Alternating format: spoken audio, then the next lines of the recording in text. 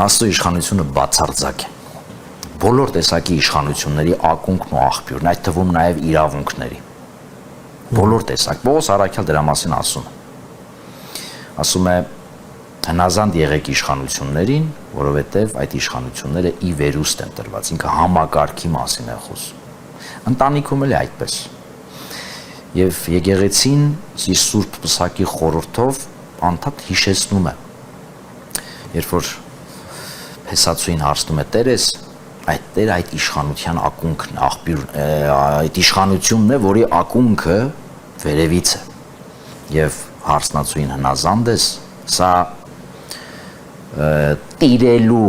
բռնանալու մասին չէ խոսքը, սա արժանապատվության հավասարությունը ոտնահարելու մասին չէ խոսքը։ Եթե մեկից ավել կա հարաբերություն, լավ, ընտանիք,